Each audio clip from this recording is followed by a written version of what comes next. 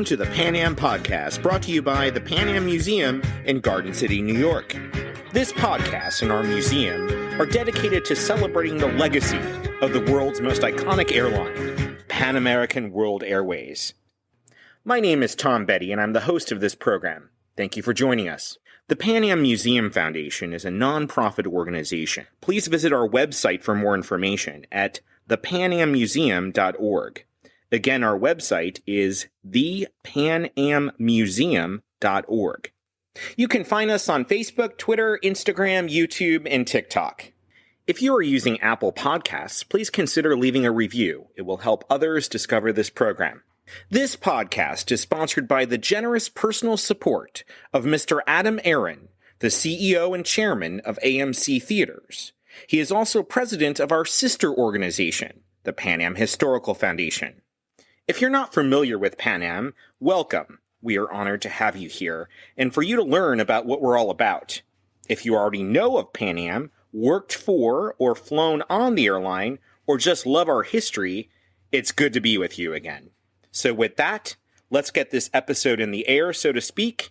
Welcome aboard your Pan American Jet Clipper.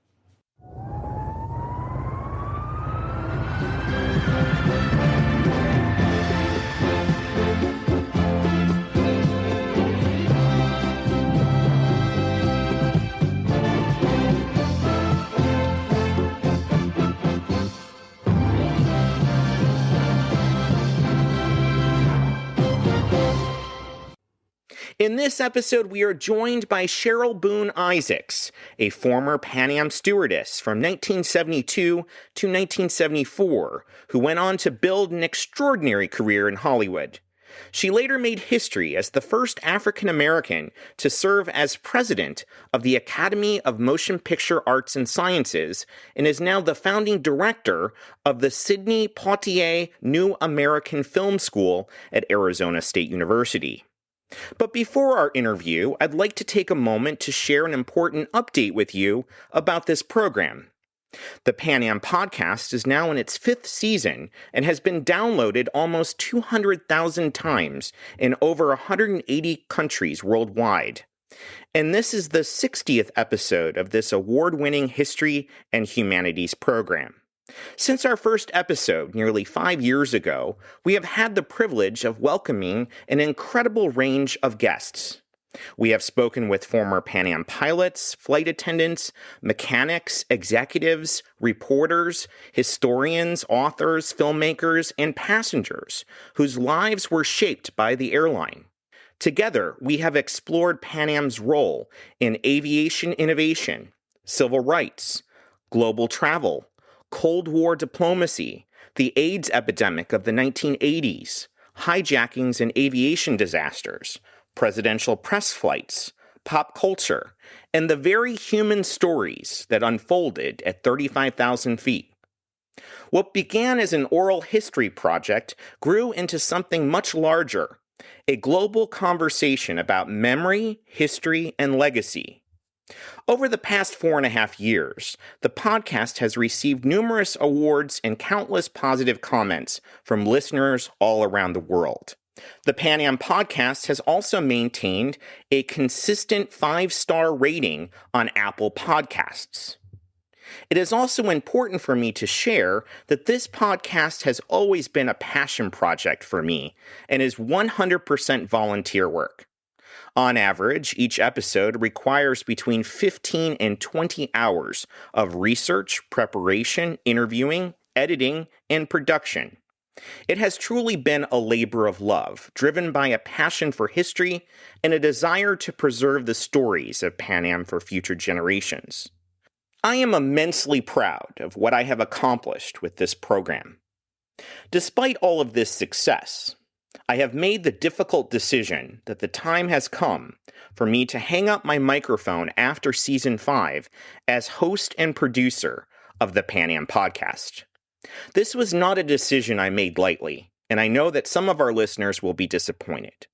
But it is the right decision for me at this time today. And I am not finished quite yet.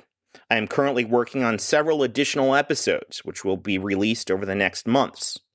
My time with the podcast will conclude at the end of May 2026, and I sincerely wish the very best to whatever comes next for this program. And if you are disappointed by this announcement, I would ask you to keep in mind that much like your favorite television series that is no longer on the air, all good things must come to an end. For me personally, I want to see my work on this program conclude on a high note. With the awards we have received, the reach we have achieved, and the continued enthusiasm of our listeners, I'm proud to say that that high note is today, as evidenced by the ongoing popularity of this program. It has truly been an honor to create and host this podcast for you, our listeners. And I can't tell you how much it means for me to know that you appreciate the work I have done. Finally, I would love to stay connected with you. Please feel free to connect with me on LinkedIn, where I look forward to continuing the conversation and sharing what comes next. Thank you again for your support over the years. This program and the community around it has meant a great deal to me. Now on to our 60th episode.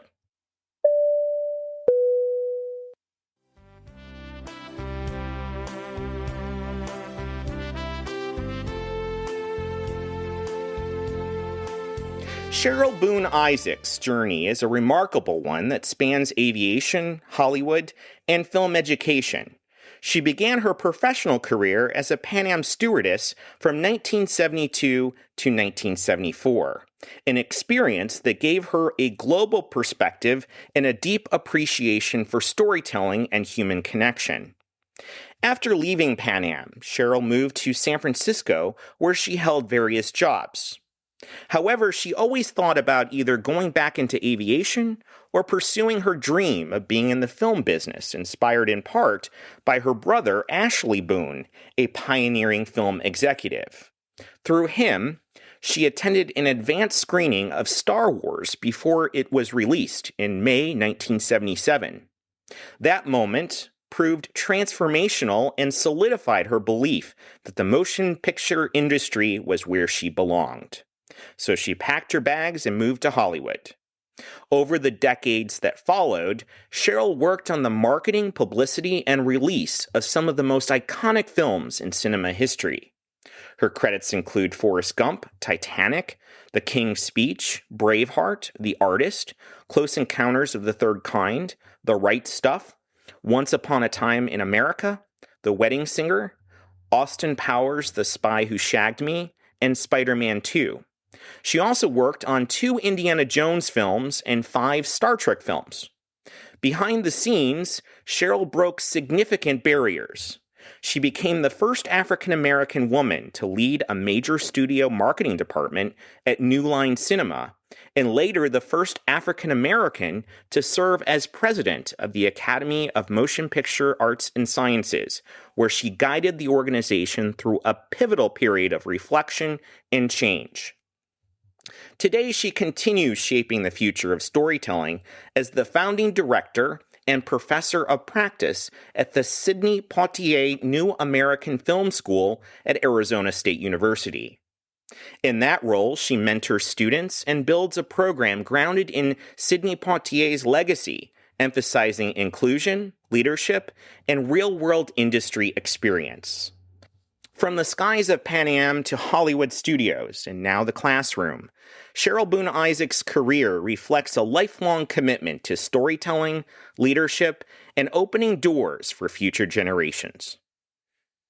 Cheryl, I'd like to introduce you to the Pan Am podcast. It's a great honor to have you. This is our 60th episode, so it's a landmark episode, and I am so pleased to have you on the program because I very much enjoy talking to you. And it is my pleasure, Tom. Thank you very, very much. I am really honored to be able to speak about my time with Pan Am and to also congratulate you and your podcast for being on the air for 60 episodes. 60 episodes, yeah. That is really, really impressive. I know how much you love Pan Am, and all of your listeners are very appreciative of how you keep us informed. Well, thank you very much. So, why don't we begin? We're going to have a lot of stuff to talk about: Hollywood, the Academy, your film school in Arizona. But let's start at the beginning. Tell us a little bit about where you grew up, your parents, and how you eventually became a Pan Am stewardess. All right. Well, I was born quite a bit ago in Springfield, Massachusetts. I was the youngest of four, but we're pretty spread out. My sister, who's the oldest, is 13 years older. Brother 11 years older, one 5. I figured my mother was, when she had two at home at the same time, she thought, I'm not doing this again, and waited until a child was in school before she had one more, because then they were 5 years apart. I questioned her about that once, and she said she didn't realize it, but I think deep down inside her heart did. Just one at a time. Two was a little bit too much. My mom was a stay-at-home mom. My dad was a postal worker. However, when the two older ones went off to college, that's a lot. That's a lot for a lower middle class African American family back in the 50s.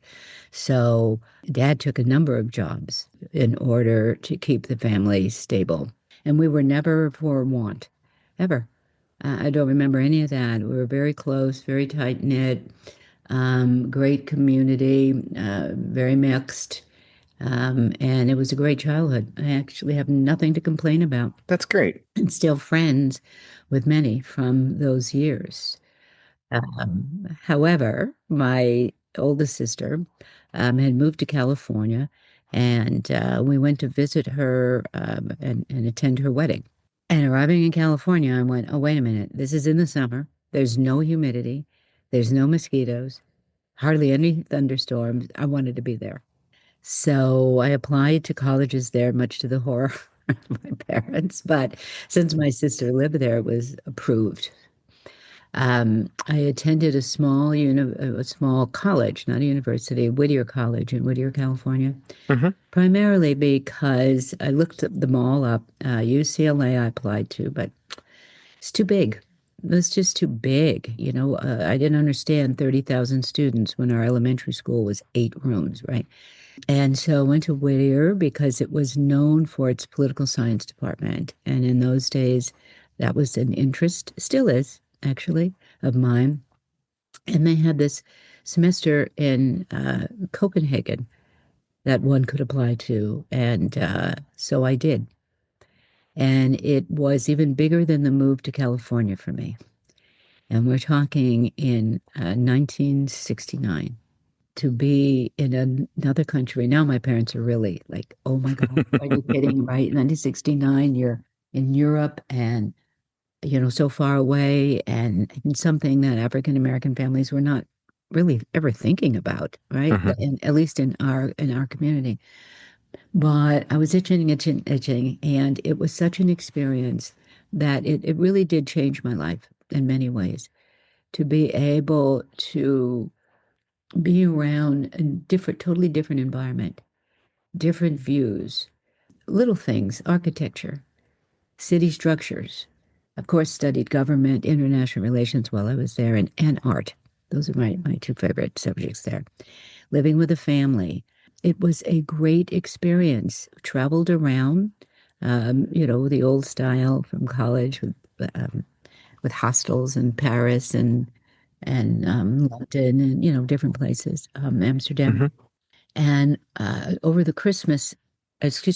Thanksgiving holiday, our art class went to Berlin. And in those days, Berlin was split in half, as was all of Germany. That was even bigger. So these experiences about what the world was like was really penetrating into my head.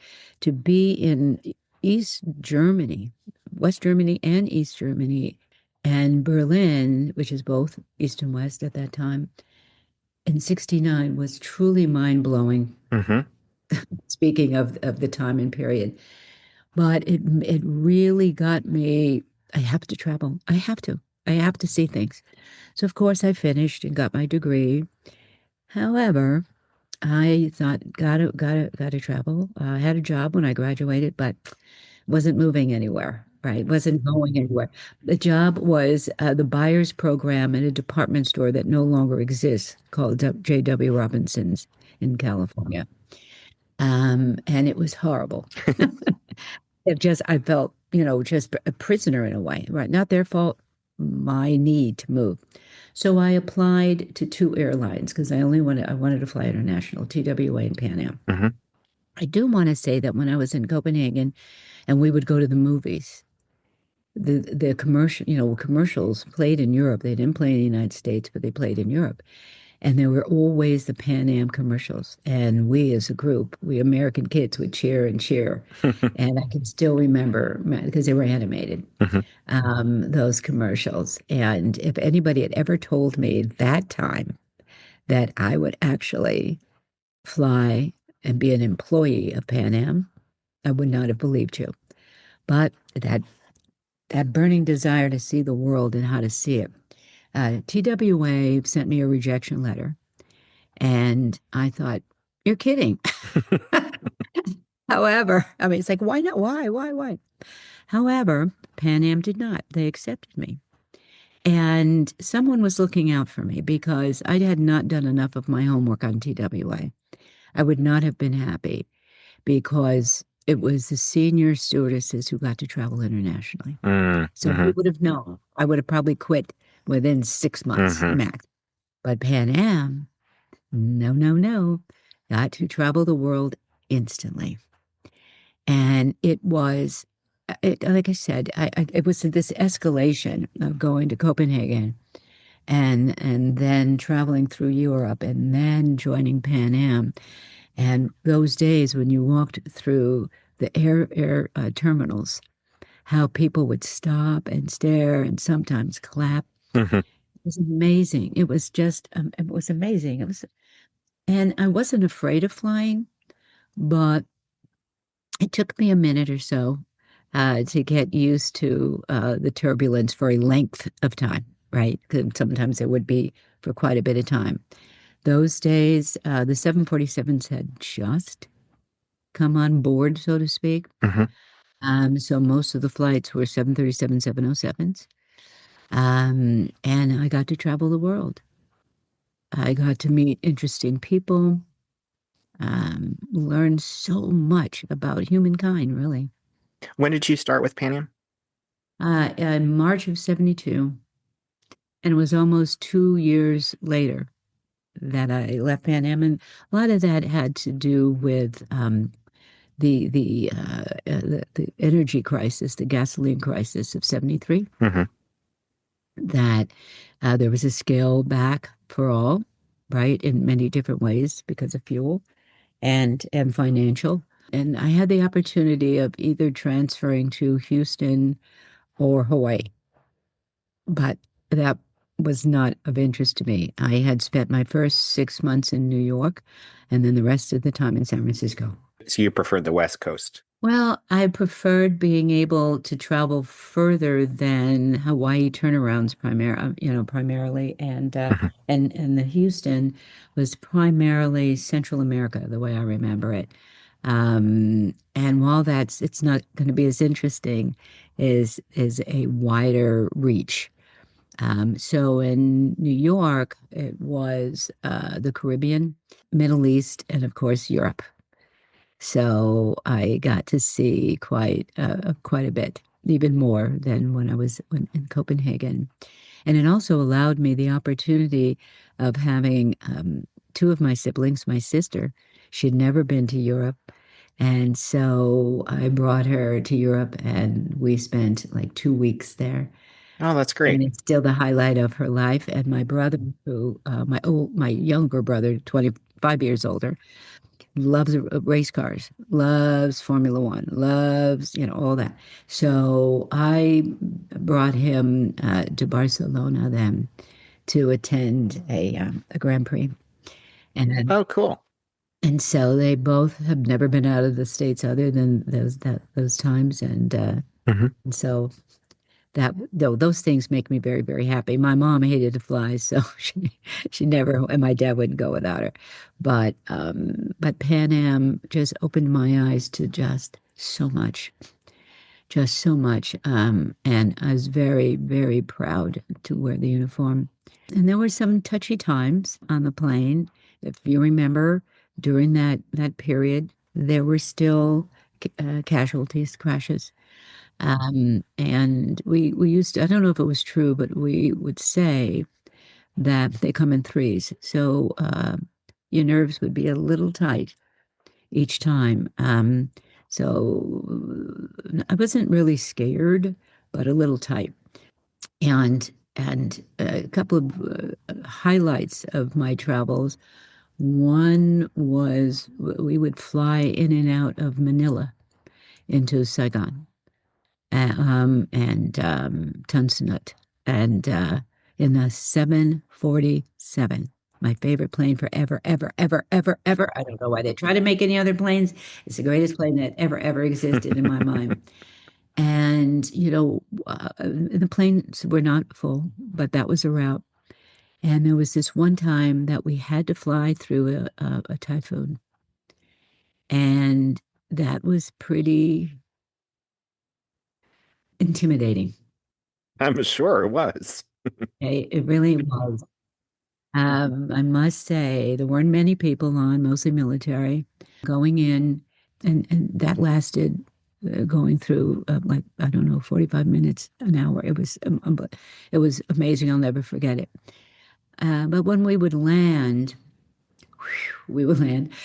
We couldn't get off the plane, and so we would get asked to stand at the front door and wave to soldiers in particular who would go to the airport and look at that beautiful white plane with the American flag on the back of it.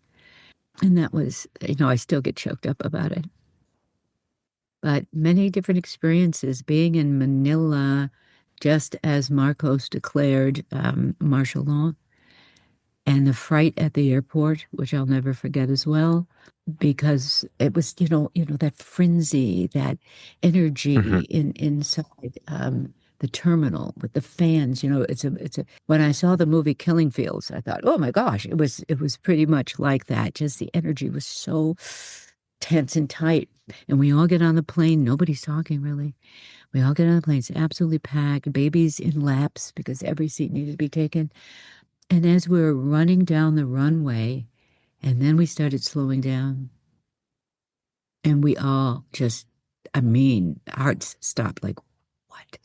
And we had to go back to the gate because there was some luggage they couldn't account for on the plane without. Hmm. And that's what they said. And so, So everybody was extremely tense at that point. Like, what's going on? oh, now it's even more. And we all had to get off the plane, and Hmm. that was tight. That was pretty tight. Got back on the plane and running down the runway. And when we took off, the hollering, clapping, crying, it was I still get that way. It was very It's emotional. amazing. Amazing. Yeah. Yeah. The very, very, very, really great days. I'm sorry I wasn't able to keep my uniform. Of course, I couldn't get past my knees now, probably, but so when I saw women in their uniforms, I was really jealous. But those days we could not keep them. Do you have any famous passengers or memorable stories, flights that you were on that you'd like to share with our audience? No, there were some crude people, but we kind of expect that. One time I remember because I liked working first class, and I liked working the galley. Because if the galley didn't work, it wasn't going to be a good flight. Yeah, We all knew because it. We all knew in the people get briefing room. We'd angry. look around and we'd go, okay, who do we know in this room is really great in the galley, right?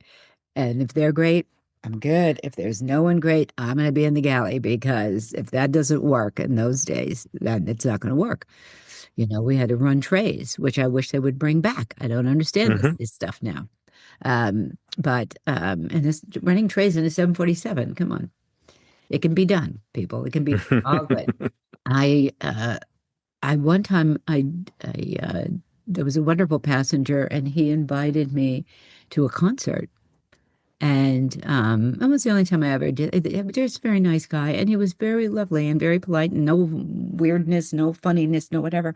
And we went to hear Count Basie's band in Japan, Oh, and that wow. was an incredible experience. Yeah.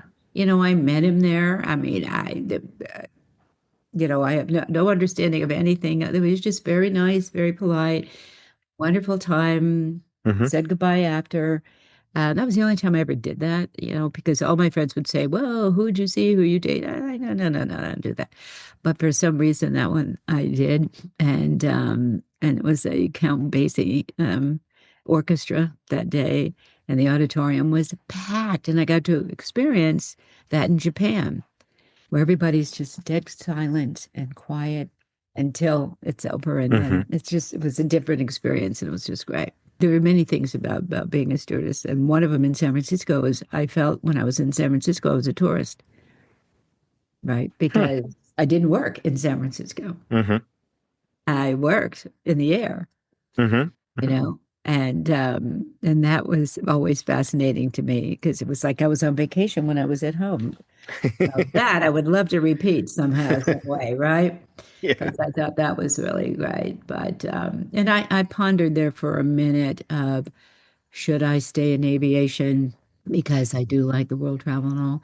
But there was something else tugging at me about that time.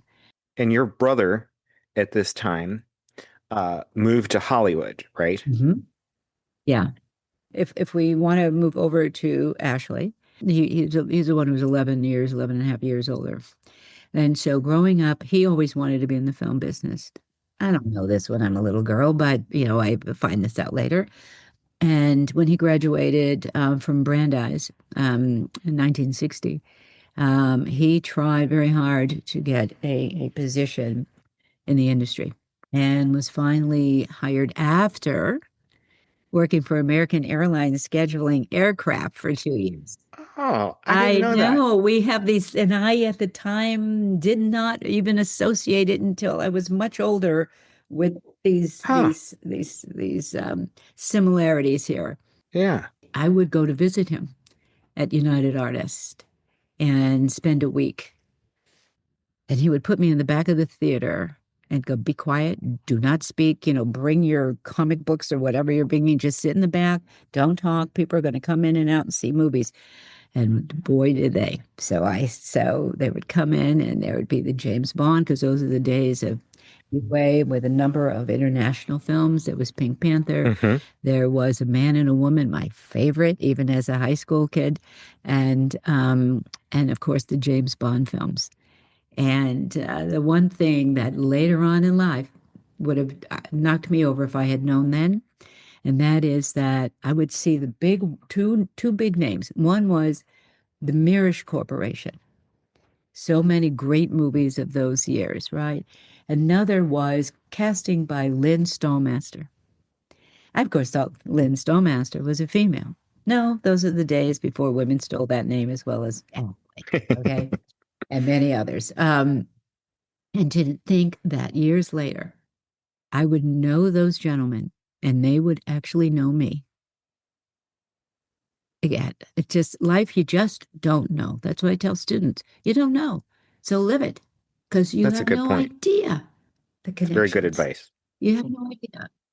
So that was something, but it didn't occur to me to be in the business because he was so smart. And, he's my big brother. He's smart. There's no way. Didn't think about it. But when the opportunity appeared because of the shift at Pan Am, um, I said, "Well, what do you really want to do?" And I thought about it for a couple of years, actually, staying there, and little odd jobs, but they were going nowhere. I was going nowhere. I said, "This is not you." And so I finally confessed I really would like to be in the film business, and he was not for it at all. Hmm. Even though we were very close, and he Hmm. was a loving brother, he knew the challenges it was going to be for me. So he was more protective. Much more. That's why he didn't want you to get in the business. Exactly. He was very concerned. He knew um, just especially behind the scenes for minorities, minimal. Hmm. Minimal, if you could perform and great. And I said I understood, but it was his fault that he got me to he love movies so much. It was pretty much his fault, even though it wasn't, because we would, go to the movies on the weekends all the time. Let's go back to May of 1977. Your brother Ashley was working at Fox and just saw Star Wars, a rough cut of Star Wars. This was May 2nd, I believe, 1977. And it was him that came up with the idea. Before that, all of the blockbuster summer movies was around July 4th. And Correct. he said, why don't we do this in a limited run to get young people talking, kids talking on the playground, which was brilliant at the time. This was a new thing that your brother originated, um, and release it at the end of May, and then get this buzz going, and then more theaters will sign up for it. And they thought it was a good idea. So your brother organizes this special test audience screening in early May of 1977 in San Francisco. You're living in San Francisco at the time, and he invites Yes. you to come to this screening to see Star Wars before anyone else saw it. Tell us a little bit about what happened. Well, I'll start with the evening before. Alan Ladd Jr., who was head of 20th Century Fox at the time, and his wife, Ashley, me, and two other executives, had dinner. Um, and Laddie asked me, he said, "Are you looking forward to seeing Star Wars tomorrow?" And I said, yeah, yeah, yeah. Um, I knew nothing about it, of course. And it just sounded like another, out in space battle kind of thing, Star Wars. And I think Ashley was going to go under the table, but he does know me. And if you ask me a question, I'll give you an answer. Wasn't trying to be cute or anything. And so Lad said, "Oh," and I went, "I tell you what, I'm really interested in seeing some of your other movies, like Julia and An Unmarried Woman." Um, And your brother's like, oh gosh, I invited her. no, no, he just, it was fine. Everything was fine. So the next morning, I went to a North Point Theater in San Francisco, and I think the screening was like at 10 o'clock in the morning. It was early. And as the car pulled up, there are all these people down the block, hordes of folk. And I'm like, what? Where? I'd never heard of this movie. Where all these people come from? And it was an advanced screening. And as happens in Hollywood, you invite certain organizations or groups or, general public. It depends how you're going to do that. Hmm. And I didn't know any of that at the time, but it was a packed theater and a lot of buzz. And that the whole thing, I kept thinking, how did they know about this? How did they know about this? Because I was with Ashley and Laddie and other executives, we were in the back of the theater, which I never sit. Okay. And there's all this buzz. Okay. The movie starts. Oh my goodness.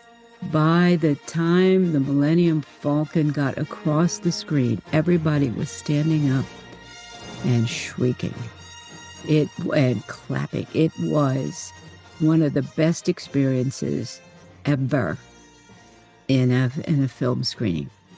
And then it was, you're glued, absolutely glued, and everybody was with it from beginning to end. It was just the most fascinating. And then it was over. And then I went with them to lunch. And I'm sitting there looking at these folks who made this movie with stars. Nobody, they weren't stars, right? Hmm. And it was a fascinating day. They were so happy because, as you are aware, the higher ups at Fox were not that keen, right? They were not that keen. They didn't get it. So, and every time I would read stories later that said Fox never knew what they had, I went, "Oh no, you're crazy," because I know that at least the production end of it and marketing, they absolutely knew what they had. Did they know it was going to be what it became? Nobody ever does. I don't care what movie it is. You get to a certain point, and that's your goal. After that, it's like on its own. And that's the point, is to get it to that point, any movie, to have it then do whatever it's going to do, right? Um, and that really energized me one heck of a lot, to such a degree that I was sitting there after no longer working at Pan Am and thinking, "Oh, what's happening with my life? I'm too old. I need to get going. I need a real career." And that's when I had a good serious talk, and I did have a really good serious talk with myself. And said, "Stop fooling around. You have had these odd jobs. What is it that you really enjoy?" And I had a bit of a thought of going back to actually um, aviation and maybe working in the office and working with stewardesses. And, there was a part of it, and the other part was, I really love films. I really do. And so I decided I'm going to try my hand. And that's when got in the car with the boyfriend, the plants in the house, the two cats, and drove to LA, where I had the discussion with Ashley because I was staying at his house. And I said, I really want to try to get in this business. And he said, I'm not going to help you. Not, I mean, that's the bottom line. He wasn't angry. He wasn't mad in any way. He was concerned. And I did understand that.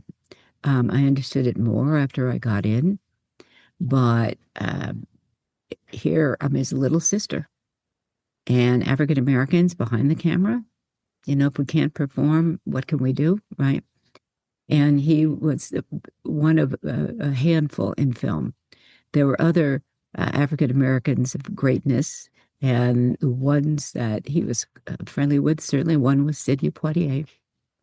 Another was Barry Gordy and Quincy Jones.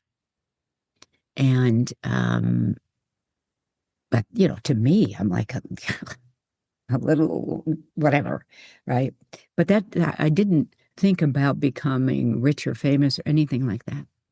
My goal was, let's see if I can get a job.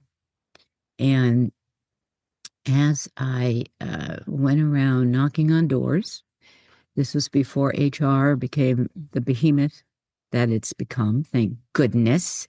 I think opportunities were much better before, but I understand. And what was curious is I was asked a few times on the phone, are you one of Pat's daughters? And I would say, no, I'm not. And then I'd go to the interview, and as soon as the door opened, there was a couple of moments of, oh, I didn't expect this. I could pretty much read people's minds. But that's okay. That's not new, right? I was born in 49. That is not new. So, after going on a number of interviews, I planned it out, tried to get at least 2 a week, and just kept on it until I went to Columbia. And someone had said Columbia was going to put on the biggest press junket ever, and maybe they need some extra help. So called over there, and I had no idea what a press junket was. I don't care. To me, anybody who says yes, I'm taking the job, right? And met with Barry Laurie, who I will forever, ever, ever have praise for. And after his shock, when the door opened. Um, he said, "Are you related to Ashley Boone?" And I said, "Yeah, I'm his little sister." And he said, "You're hired." So at the end of the day, that is how I started. And he did help because the buzz, of course, of the success of Star Wars. Now, people knew him in Hollywood, even more than they had before. So that was the beginning. And the minute I called him and I said, I did get a job at Columbia. And then it was schooling. Your life's not your own. You're never to say you can't do something. You figure it out. You figure it out. So Barry Laurie, who I will forever, ever be grateful for, gave me the opportunity, and they were putting on what was considered the biggest press junket in Hollywood history. You know, Hollywood. Da, da, da. And it was for a movie by this young, successful director by the name of Steven Spielberg. Oh, The who's that film was, guy? I never I heard of know, that guy. Close Encounters of the Third Kind. And, I'm a little nothing in the corner. But to actually, I would pinch myself to drive on a studio lot as my first job. Unbelievable. Hmm. Just unbelievable. What job were you hired for? I was hired to work on the press junket because I wasn't hired as an employee. It was, an added job because it was such a big deal, which happens a lot all the time. And then I stayed for about a year working on press junkets and got to know them very well.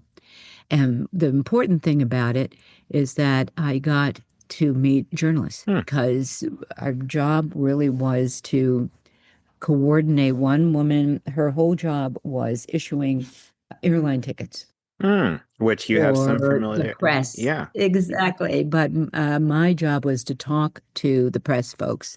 We would divvy them up as they would agree to come from around the country because it Hmm. was the biggest press junket ever in the history of Hollywood. And I got to meet, on the phone, but got to meet these journalists. And then there were a number of junkets, and one of them I got to actually see some of them. And what's interesting is about that is that I became friendly and we knew each other my entire career in the film business. Again, you never, ever know. You don't know the future. So you make the most of the present that you can. Hmm. So that was my beginning. And I think by the time, because I was at Columbia for about a year, and then Milton Goldstein, who was the president of Mel Simon Productions. And there's one movie people that people might know. You'd know a few more, like Love at First Bite with Hmm. George Hamilton, and The Stuntman, which was the first Academy campaign I ever worked on. And then the most famous of all, and the most successful for us, was Porky's. Have you ever seen Porky's? I have when I was a teenager. The best time Um, is you laughed your head off. yes, it was very funny, and also I probably was a little too young to be watching it, but Yes, I vividly remember the inappropriate scenes. it was very, very funny. It did very well. And I learned a whole lot about the film business because it was a small company and we made movies. And then Milton, who was great at distribution, and Ashley had been one of his staff years before. And Milton liked young folks that he thought had potential, including Terry Simmel, who became co-head of Warner Brothers. Never mind others that are not as well known. And for some reason, maybe he felt the same way as Barry Laurie. Maybe the apple doesn't fall far from the tree. And he called me up and said, I want you to come over here. I thought, because he was one of those guys that you kind of read about, although he did not smoke and he did not hardly ever drink, but he was larger than life, which taught me a lot about how to work with people in Hollywood, as well as the process. because it's small company. So I know the process of how they go about selecting a script, how it goes through the revisions, how to strike deals for domestic as well as international territories. So I started there as a coordinator and 5 years later left as VP of Worldwide Advertising and Publicity. Wow. And for our listeners, this is a time where old Hollywood and Mm-hmm. new Hollywood were at Yes. odds with each other, right? Yes. Yes. And your brother and George Lucas and Alan Ladd Jr. represented new Hollywood, Yes. and old Hollywood, even though they were making a ton of money on Star Wars, were not Mm-hmm. happy. Mm-hmm. And the old adage that people in power fear losing it. And for our listeners, I'm going to include a link in the episode description of a great article that Cheryl is quoted in, and so is George Lucas, all about Ashley Boone Jr. And it's titled "He Was Star Wars' Secret Weapon, So Why Was He Forgotten?"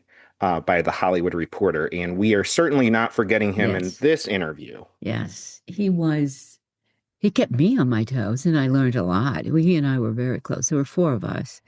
But now we have something even more in common um, than even when I was little. And he was at United Artists and would bring home, even though he lived in New York, he'd come to Massachusetts and with a projector and would bring 16 millimeter films.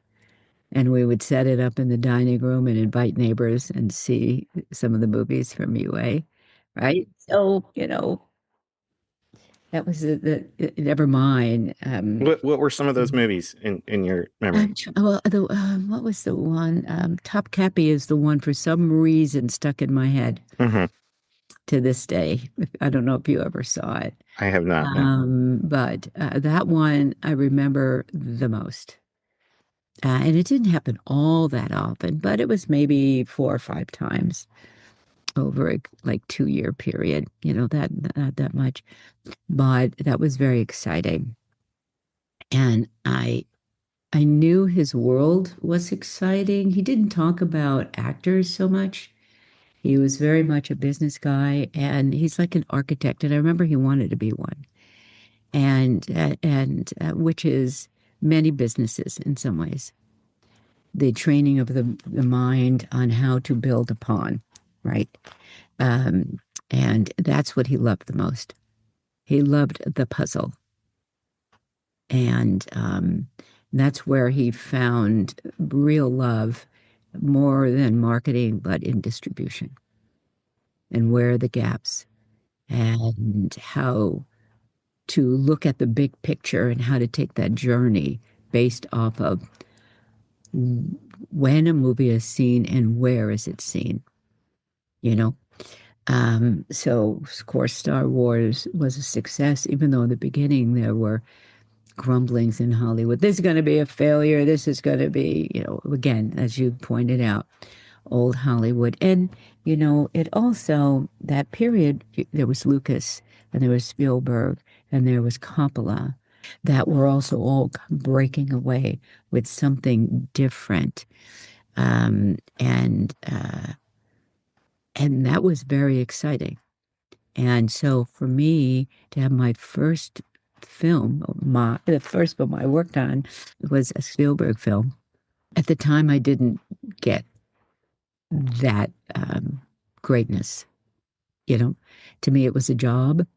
I had seen Jaws, of course, Hmm. and as I have said to Stephen, eh, Jaws was brilliant, but it didn't scare me. You know why? Because I'm not going in the ocean. Therefore, I don't have to worry about the shark, You right? know, speaking of Jaws, which it's the 50th anniversary this year, which is Mhm. crazy. Oh, yeah. I will not go in the ocean because everything in the ocean will kill you. So, Right. and I think at an early age that was ingrained in me with Jaws, like don't It's go in the so ocean. exact. I mean, the oceans are so amazing. They are so amazing. I know the first time on Pan Am, that I flew from the mainland to Hawaii. I'm sorry, I'm in the air for 6 hours and I see only water. I, that was, I think that was one of the reasons why I did not make the decision to move to Hawaii. It just seemed so remote. You might as well tell me I'm going to Mars, right? Because I grew up on the East Coast. Of course, I saw the Atlantic Ocean. We would go there and I'd go in, but never higher than my knees. That's because you don't know what's in there. Um, but it was an interesting time. My goal was, Cheryl, keep your head down, listen to Ashley. And he said, your life's not your own. That was my motto. My life belongs to the business. And I wanted to be that way. And my goal was to hopefully stay employed for 10 years. And in 10 years, I will look up and just evaluate at that point. So And tell us about those 10 years. well, I went to a lad company after Mel Simon for about a year and worked on The Right Stuff, Once Upon a Time in America, a few other movies, but the one I thought was going to make the most money, and I said that to the producer, and he just laughed at me and said, "Oh, Cheryl, that's not going to happen." I go, "Yeah, it is. Yeah, it is. This is going to be the most successful film because I worked on Porky's, and the movie was Police Academy." Yeah. Because I know people want to laugh. People want to see something that's silly but fun. Hmm. And it's always magic to understand if you're going to hit that button, when you're Hmm. writing a movie or making or producing a movie, you don't know. But you try for it. That's what you do. But it doesn't always work, as we know. And when it does, if it tickles the tickle bone at some place, it's going to do well, right? And I had a great time because Laddie was a major supporter of mine. And what was interesting is when I got the call from the lad company, from a gentleman who was head of publicity there, whose boss happened to be Ashley Boone Jr. Okay. And he said, I want you to come over here. And I thought it was another one because I always had these little gatherings. Laddie loved having folks around. And I thought it was just one of those. I didn't think much of it. But I also knew that the financial situation globally was tense. And the independent companies like Melson were fading away because trying to make the deals internationally, which was usually the base by which you better get a certain number, um, otherwise you're just not going to get the return. And there goes the investors, and you know the whole story. And I thought, okay, again thinking, and he goes, no, I mean, come over here to work. And I went, oh, no, no, no, no. Ashley's there. Does he know that you're calling me? And he said, no. And I said, Bob. And he said, don't worry about it. Laddie and I had a meeting with him and we asked him if he was a equal opportunity employer. And it was, if you knew these guys, you would understand because this is how they were. They were really all close. There was Jay Cantor, who was Laddie's best until the Hmm. end, and Gareth Wigan, who went on to be a very successful producer. They were all agents at one point, right? And and Ashley, of course, this is the story I was told, was a little like, what? Yes, of course I am. And they went, great, because we want to hire Cheryl. And I was scared because just I'm stepping in his territory, even though we're, again, very close, but never asked him for anything, other than advice, but nothing else. Hmm. And always happy that I did because I discovered that many folks in Hollywood, and I would hear Milton in particular, shriek in the air. I got his wife a job or his son a job, or I would hear these things from top executives. And that's when I called Ashley one day and I said, I get it completely now. And I told him the story. And he just went, yeah. And I said, and I wanted to do it on my own anyway, so I wouldn't be questioning myself. Hmm. Um, and some people I know think, ah, Cheryl, that's so crazy. No, that was a different day, folks. It was a totally different day. So I had a wonderful time in Lad, but it also, as an independent, they had a deal with Warner Brothers. However, they handled international separately. And just all that was going across the country and the world anyway. I thought, oh my goodness, this is going to shut down, which it did. Ashley, we were at the Lad Company together, I think, for like 2.5, 3 months when he went to Columbia Pictures as head of marketing distribution. With the biggest success, I would say, was Ghostbusters for him, as well as Karate Kid and quite Yeah. a few others. And I thought, I want to get back into a Hmm. studio because the companies are all fading right now. It's not a great time. So the only two places I want to work are Warner Brothers or Paramount because they made the cool movies. You know, for Paramount, there was Staying Alive, there was Footloose, there was Flashdance, there was John Travolta, Grease. So they were making these hip things. And so I read in the trades that their West Coast publicity manager was leaving to get married. So I called the head of publicity, and but she's Susan Pyle, who to this day, I just adore her forever, taught me so much about PR because I really didn't know it much, even though it had been in my title. We always had outside agencies who actually did the work. So I learned how people were doing the work, but I had never really done the work myself. Hmm. I was more creative advertising, um, also working with outside, but understanding the needs, what you need from a trailer, a TV spot, the poster, whatever, right? And again, these things shaped me forever because you start working with the same people over and over and over and over again. And then go to Paramount as West Coast publicity manager. And I took a pay cut and certainly a title cut. But now I'm in the Pacific Ocean, not in Lake Michigan, right? So that was fine with me. I was happy as a lark to get that job and was there for 13 years. What were some of the favorite movies that you've worked on at Paramount? And favorite for so many different reasons. There's so many.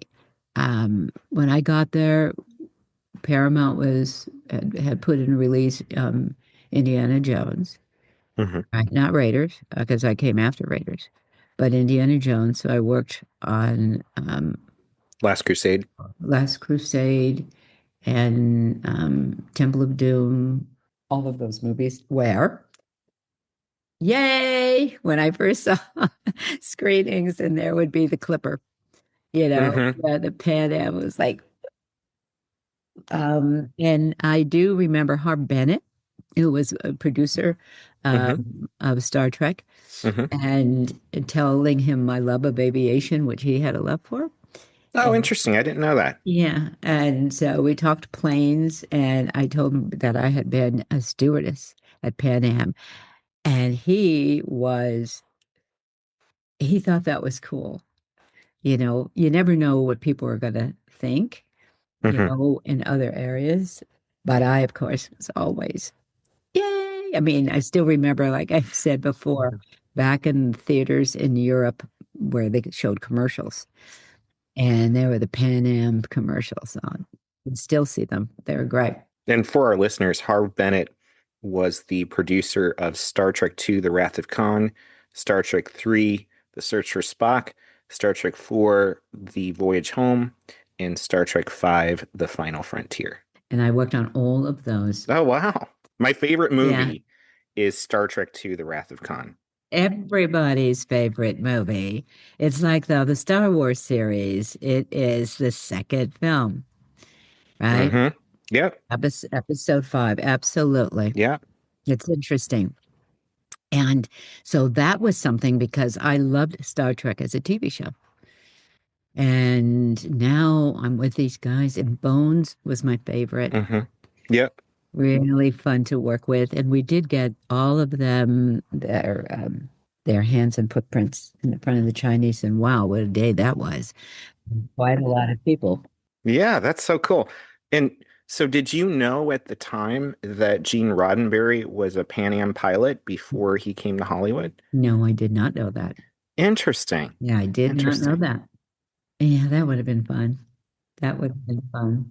Yeah, and Harv Bennett probably didn't know because so for our listeners, after Star Trek the Motion Picture, Paramount Pictures basically demoted Gene Roddenberry to a consultant and then brought in Harv Bennett, which he did not know Star Trek at the time because Paramount wanted a fresh start. So yeah, it's interesting how everything is somehow there's a little Pan Am morsel of a connection to everything. Yes, absolutely. Absolutely.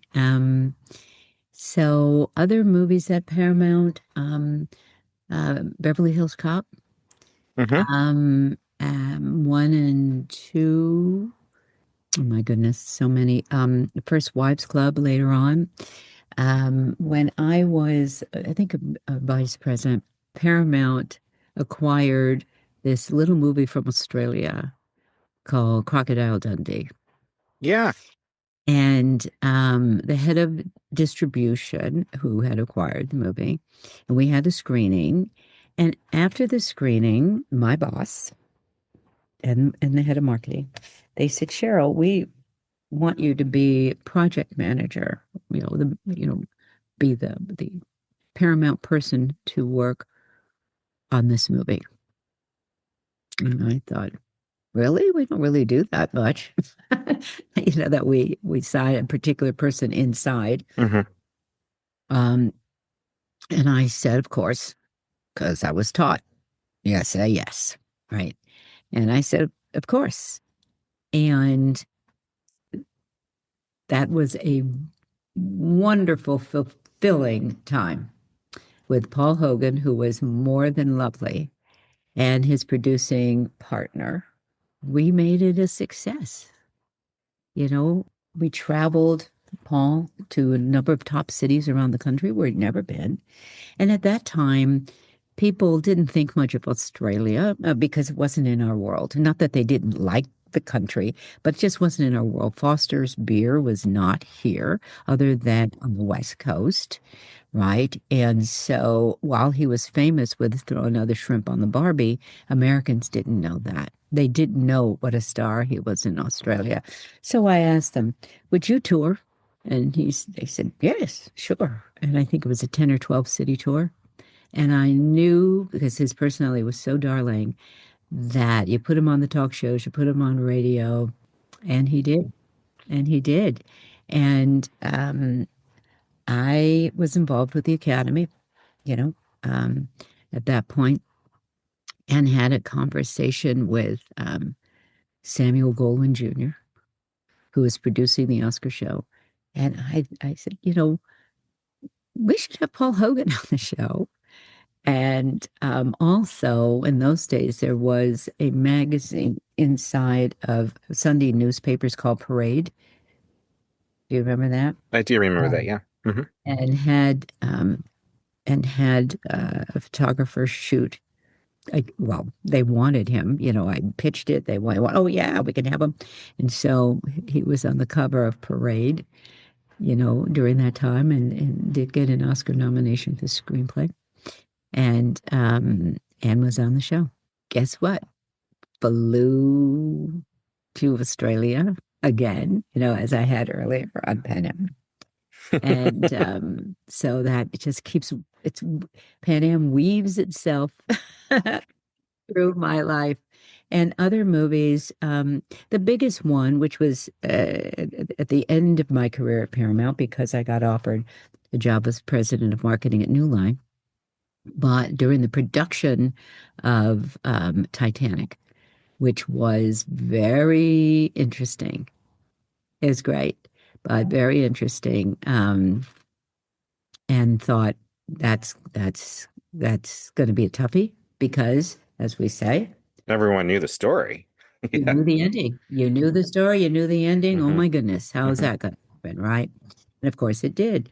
But other films that were challenging, which I like them, they're my favorite because they were challenging, and we got through it. One was Forrest Gump, and the other one was Braveheart. Oh, yeah. Hmm. That at the very, before you know anything about these movies, you don't know. I mean, Mel Gibson's in this period piece, and yes, he was in Gallipoli, but still, right? And nobody really knows this story, right? But when I went to the set with my boss, president of marketing, Arthur Cohen, we went to Ireland and went to the set and watched him work. And then he showed us footage afterwards. And I got on the phone with my colleague back in LA and said, okay, this is what we're going to do. We're going to go for Best Picture. He goes, they're still shooting. I go, we're going to go for Best Picture, but we're telling no one, no one. And guess who the producer of Braveheart was? Who is that? Alan Ladd Jr. Oh, so everything comes full circle. Everything comes around. And Laddie had made a deal with Paramount earlier, Hmm. and he produced Brady Bunch, Hmm. which was another interesting movie because, like Untouchables, Hmm. like Mission Impossible, we're changing it in a way. They were very successful on TV.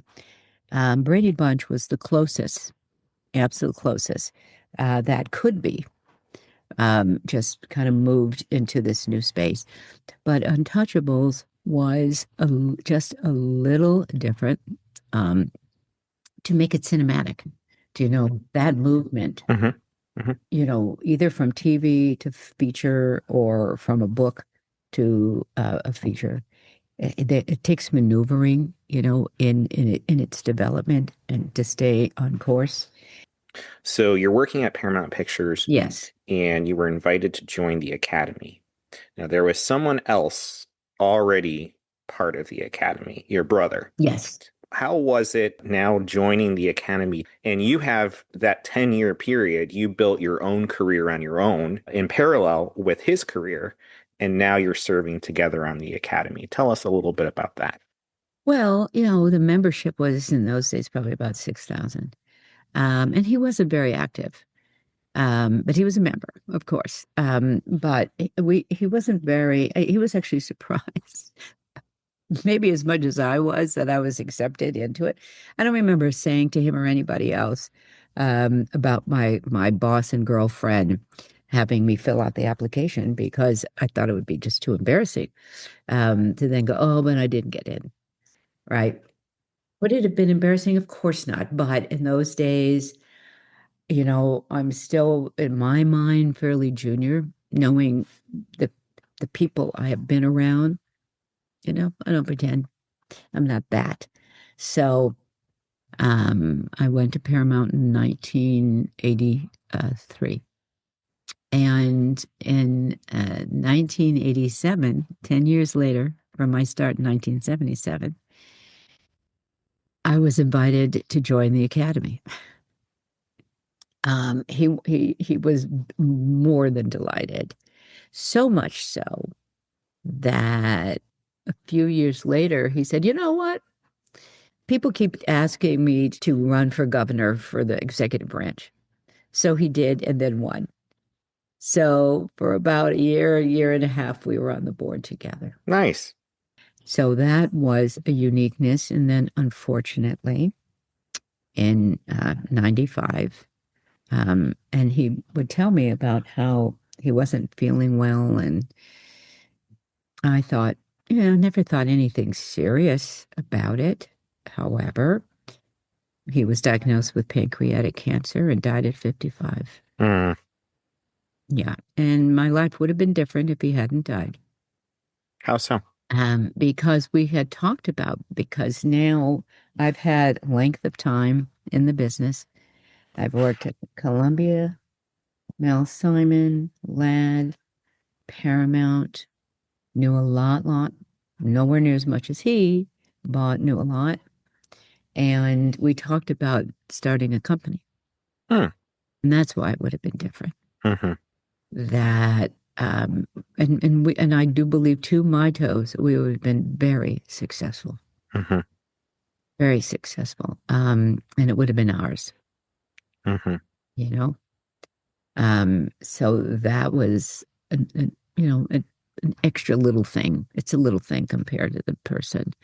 But that's why I know my life would have been different. Would it have been better? I who knows? And what would make something better, you know? I don't know. hmm But I know it would have been different because we talked quite a bit about that. I think especially I always felt that he was also hurt terribly by not being recognized in Hollywood. And we both knew why, but hmm you know, we feel we knew why, right? hmm As others, any other guy um, that had pulled that off with uh, with Star Wars would have been offered, competing companies going after him and all that. That didn't happen. So Even how do you feel we're now almost 50 years to the release of Star Wars, hmm that your brother is now getting the recognition he deserves from a lot of the Star Wars people? they are. Well, I that's think so, yeah. good. Yeah. How does that make you feel that, I mean, George Lucas is very open about his contributions, and the success of Star Wars would not have been what it was if it wasn't Yeah. for your brother and Yeah. Alan Ladd Jr. How does that make you feel now, all of these years later, that a new generation of people and Star Wars fans know who your brother is or was? It feels great. It really does. And I'll say that with his passing, I learned something very big, and that is the term life after death. I came to the conclusion, my conclusion, that life after death is how people remember you. It's not about where you go, it's about who you were while you were alive and how you affected people. And for years, and even up to now, we're talking about, but for years, all of a sudden, it started coming into my head that it wouldn't be a month that at least one person would say something to me about Ashley. For years. One time I was in Dubai at a film festival, and a gentleman came up to me who I discovered worked at Film Nation, a distribution company, production too, as well. I see their names quite often. And he said, I just wanted to meet you, Cheryl, because I worked with your brother, and he was such a great guy. It's like, are you kidding me? This is like 40 years later, you know? Well, not 40, 30 years later. That, and to me, that's great. Yeah. And even every once in a while now, someone will say, I knew your brother. He was great. Mhm. So I pass. Teary again. Obviously, I cry easily. So you built a very successful career at Paramount, and then you decided to go to New Line. Let's talk about that. And what year was that? That was 97. 97. So Titanic was just being released, Yes. and now you're at New Line. And why? Because I was itching. I had done publicity for years, corporate communications. Um, but wanted the bigger picture. I really, and I knew I wasn't going to get it at Paramount, not for any reason other than they loved the team. I loved the team. We were a great team. We worked really, really, really well together, and it showed. But I wanted to be overall marketing because I missed creative. I missed areas that I already had knowledge in, but now I'm deep, deep, deep into communications. And I wanted more. I just wanted the bigger picture, the bigger puzzle, so to speak. Now it's a Hmm. thousand pieces instead of 400 pieces. And I had heard that New Line was looking for a head of marketing. And so some folks that I had worked with, I told them because I knew no one at New Line, no one, which was also very odd because I knew people between, my years in almost every studio, I knew no one there. And I thought, okay, one thing, they were making, again, different movies than others were making. And I really liked the smaller company. Hmm. Thinking back on Ladd and Mel Simon.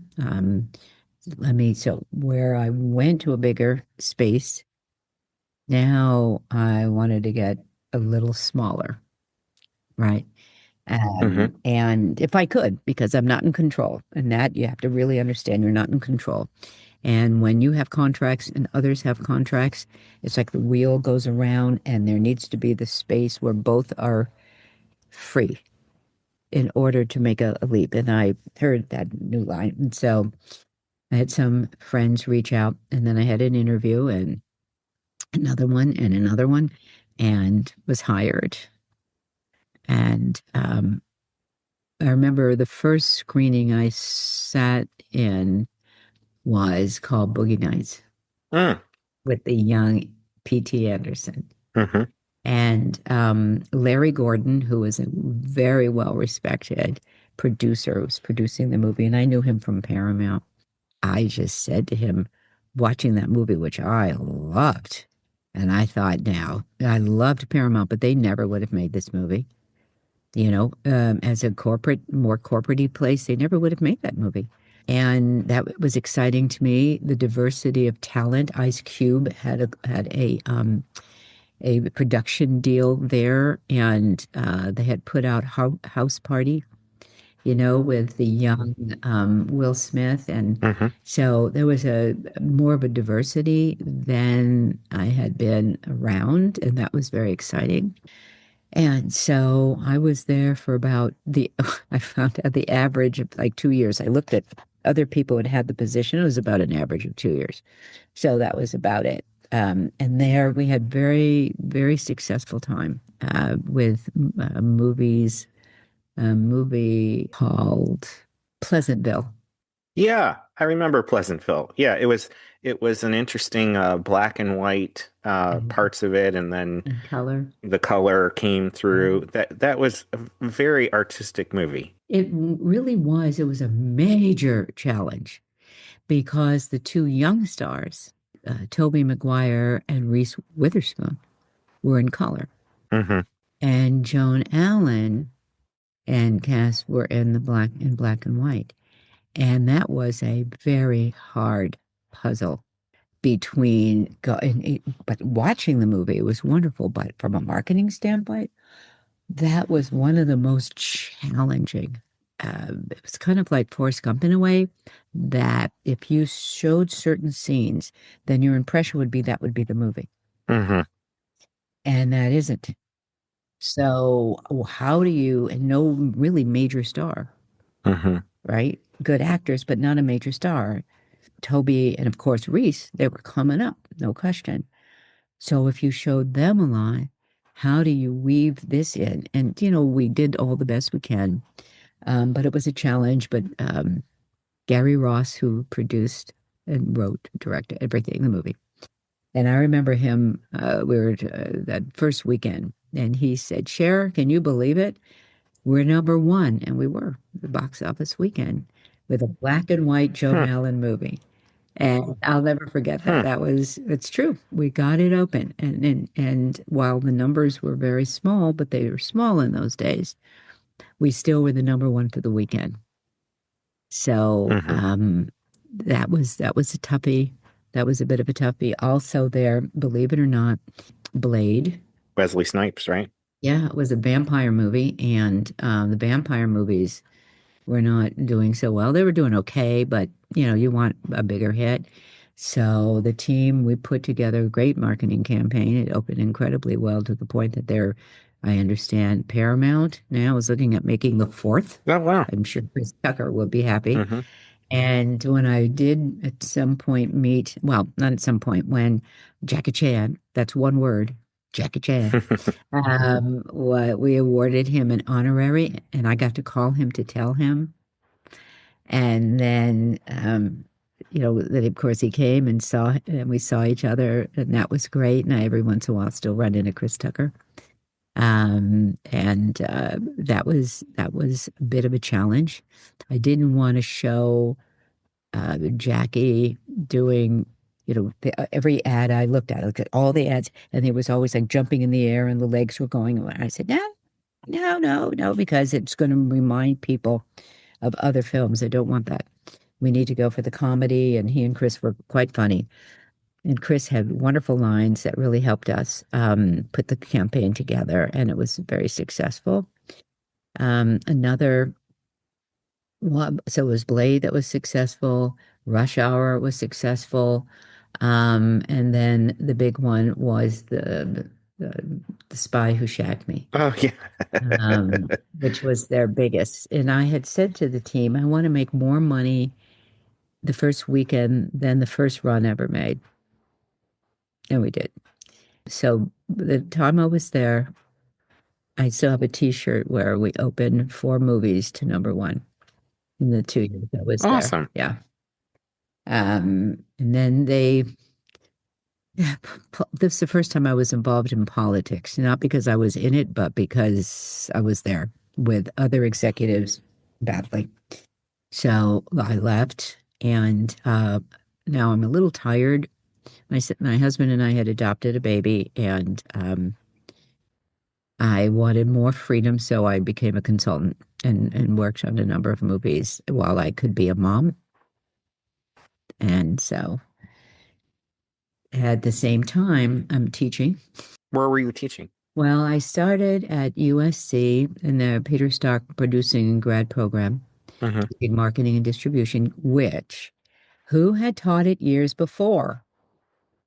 Ashley Boone. Oh, wow. So everything comes full It circle. all keeps coming around. It all keeps coming around. He had already passed, and they asked me, if I would come. And so I taught there.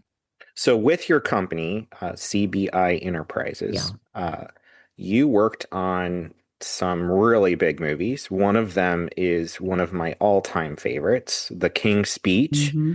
Another one is The Artist, Spider-Man 2. Tell us a little bit about working on these major motion pictures that won Academy Awards. Um, all great. Not dissimilar than my previous work, especially Paramount, and New Line, but especially Paramount because I was there so much longer. The King's Speech, I can remember. Harvey Weinstein would have a bunch of folks, believe me, working marketing strategies. And a wonderful woman who's still brilliant and is at Netflix, Lisa Taback. She and I got on very well. And she goes, "You want to work on this movie or this movie?" And I go, "Yeah, sure. I don't want to be in any meetings. I don't want to, I just, I'll talk to you. I'm out there in Hollywood, in the world, and I'll just take the temperature as we all, which is so much fun, talk about what movies have you seen? What movies have, especially during the award season. And did you see that it's wonderful? That part I miss not being there. You go to all these screenings, you meet each other. What have you seen? It's wonderfully collegiate and really, really, really, really great stuff.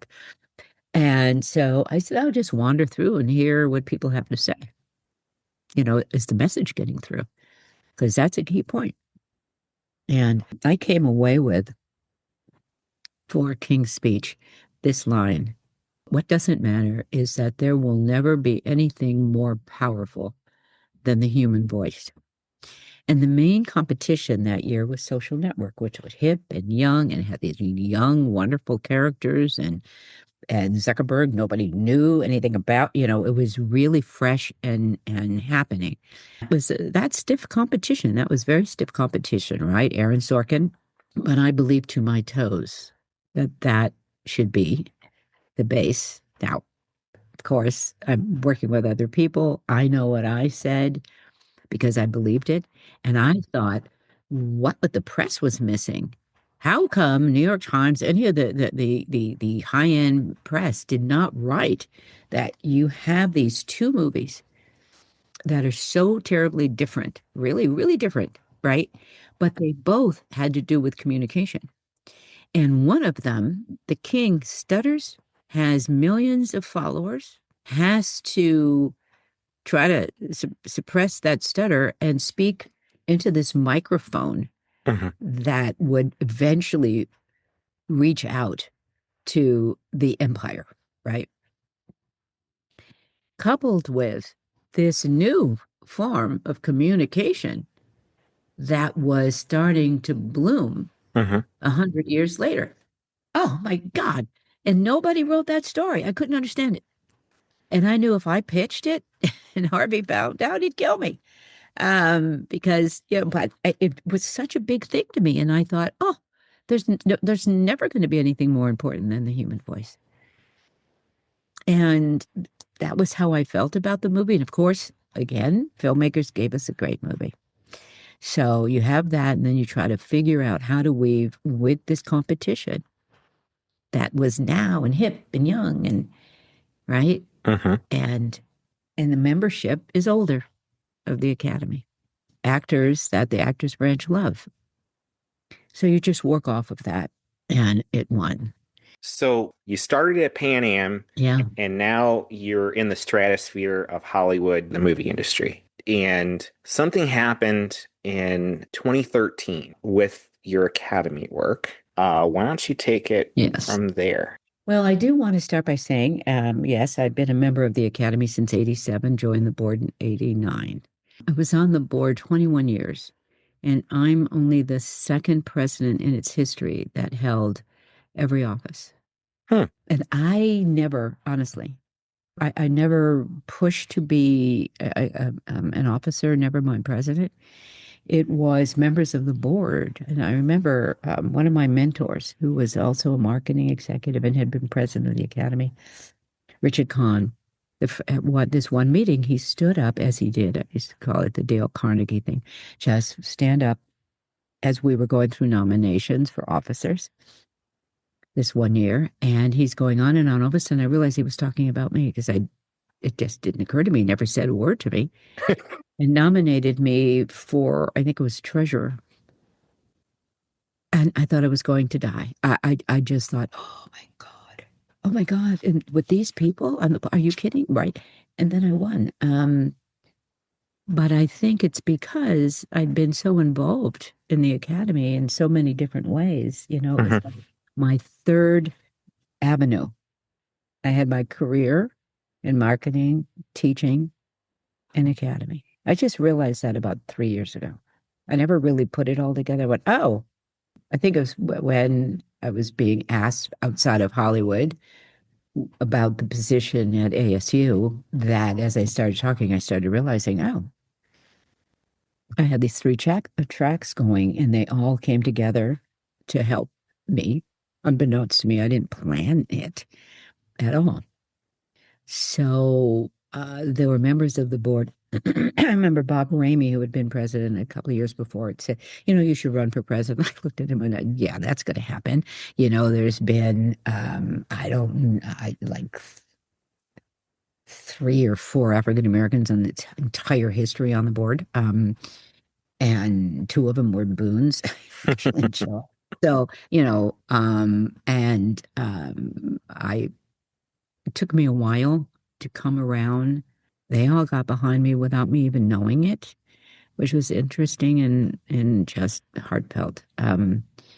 And when they announced my name, I really had an out of body experience. I, I know it sounds kind of cliche-ish, but because you always hear about that, I experienced it. I really felt myself going up and looking down at the room, going, "Are you kidding me?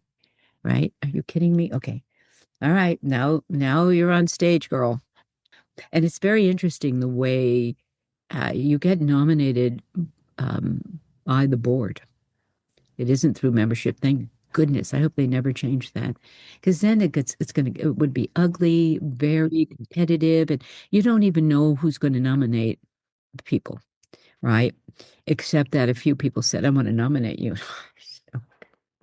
And they did. Mm-hmm. And yes, I won. And there are members of the board who wanted someone else, and they were not happy. But that's also kind of normal. And I just thought, okay, in the words of Ashley Boone, it comes in again about your life is not your own, right? Those words. And I really loved it. That second year with Oscar So White, um, that was a lot. I'll just kind of say it because now I've spent my whole career behind the camera, right? And now I'm thrust, into a spotlight, and I just thought, okay, keep your wits about you and remember you cannot let down your family and your branch. And those were my words of you. It's not about you. It's about that. And I was very annoyed with the press, who I've been working with forever, but they just can't help themselves, As the bottom line, their outlets are about selling soap, and so they need you to pay attention. So trying to create even more of a controversy at the same time as amazing celebration. I during that time I gave commencement speeches and was on shows, and some things I turned down. Cheryl People magazine. Now, again, because it's now going to become all about me, and I didn't Mm-hmm. want it to be about me. I wanted it to be about the Academy and what I had learned all these years in Hollywood, that many folks, women and minorities, felt that the door was not open for them. I know that from experience, and where I would see different ways of expressing that throughout my career. And so that was a big point for me of changing that dynamic of people who didn't believe they were wanted. And to me, every member was an ambassador. Mm-hmm. Every member had to succeed to a level that they could be accepted into the academy. Therefore, they were leaders. Therefore, folks, my phrase was, you need to widen the lens. It's very easy to stay in your own space all the time, but we're in a business that our audience is diverse and worldwide. So we need to come to terms with that and our importance. When I would travel during that period around the world, it was it was amazing that in China that they used to, I don't know if they still do, refer to the Oscar as the little gold man. So I used to think that they think I'm the little gold man. Hmm. Right? It was Mm-hmm. that the feeling of love and respect for the Oscars was huge, huge. I knew it was, but you don't until you go, you actually travel and Mm-hmm. represent it. And there again, my global love was nurtured. My global love that started way back in the 70s with Pan Am. It's the same, it's just a continuous theme for me. Um, but it was a challenging time. But then again, what happened the next year? A repeat? And what is also very frustrating is people don't know the process. So they build conclusions that are not necessarily correct. Hmm. And it was interesting that other guilds, nobody wrote about them, right? Hmm. And other shows, they didn't write about them, but the Oscars was so big, it was an easy target. Now I'm angry. And by the second one, now I'm really kind of this is for a lot of things, and including members who would use this phrase of, well, it's not an Academy movie. Hmm. And every time somebody would say that to me throughout my career, actually, but certainly then, I would, because it would be listened to now, I would Hmm. say, explain to me what an Academy movie is, because we don't have a definition Hmm. other than excellence and achievement in a particular art form. But what is an Academy movie, right? And it was quite a bit of relating to previous winners, which is kind of normal in a way, but they weren't. That's not, no, no, no, no, no, no. This is about excellence. It can come in all sorts of forms. It can come into the form as a documentary, as an animated film, as an international language. Okay. I, they're not fringe. And I really felt that it's a global love Hmm. around the world. It's a language filmmakers speak regardless of what their language is. It doesn't really matter. And that to me was very, very important. Okay, so you were part of the film industry in the late 1970s when old Hollywood and new Hollywood were butting heads. Hmm. Do you feel like in the 2015 era that it was kind of the same thing where the new Hollywood is now kind of the old Hollywood and they were kind of, we don't want to lose our grip, and this new generation's coming in, and they were butting heads. Do you think that that's accurate, kind of looking back? Yes, I would say yes. And not in a major way. It's just part of that evolution. And now we're seeing it now with Mm-hmm. technology, Hmm. right? It changes the verbiage, it changes discussion, it changes processes. Um, in some ways, I think nothing ever stops. It's not one then the other. That's how we can generalize it and speak about it. But it's actually an evolution of, right, of society, of human nature, of technology, because technology has been a major, major part of the success of film, which created television, Hmm. which is creative, um, ancillary markets that now is all going to kind of combine, I believe, into streaming. We got rid of the law of studios not owning distribution, which so now that's gone with streaming. I always thought that was kind of strange because who is out there on the limb? The production entity. Hmm. They're the ones who have to put up all this money, find all these people, try to put these things together. And yes, on the gravy train, every step of the way, there are ways to make money. Not the problem, but you gotta understand that very beginning, right? And I thought that there were so many films that were really terrific that I remember the year when Up, the animated film from Pixar, Oh, yes. I love that movie. Up. I thought it should have been the best picture of the year. I voted for it. Yeah. Yeah. But I knew members were not going to think that way. I don't know why. Hmm. Because if we actually talk about what is an Academy movie, it's great execution of a great story. Hmm. That's what it is. It doesn't matter if it's Moonlight. It doesn't matter if it's Paradise. Oh my God, I cried. Hmm. And certainly cried with Moonlight. So that was my third year of excitement. out of my 4 years as president. You know, Oh, just it yeah. kept keep coming. Well, yeah, with La La Land and And Moonlight. Moonlight. Yeah. Oh my gosh. I sat there in total shock as I saw the stage manager come on the stage. Oh my God, followed by the PWC executive. And I'm sitting there going, no, no, no, no, no, no, no. I felt like Al Pacino. Is I this thought really I was happening? out. You pulled me back in. I mean, that's how I felt.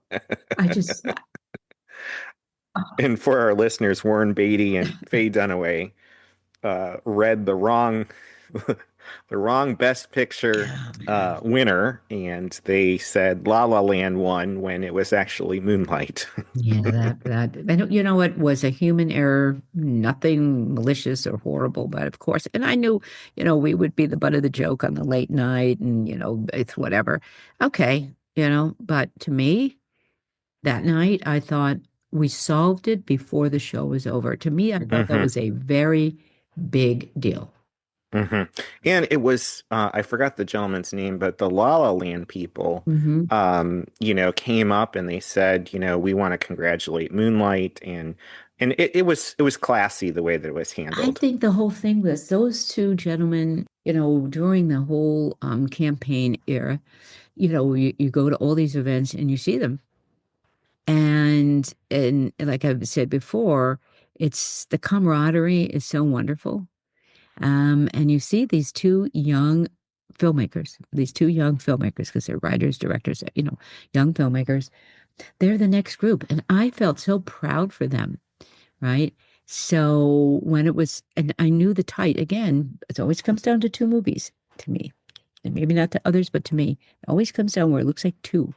And I didn't know, but I didn't think necessarily it was going to be Moonlight because there were still folks who would not have looked at Moonlight as a Oscar film, right? Even though it was getting better with 12 Years a Slave. But that made me sad, for Damien Chazelle a bit.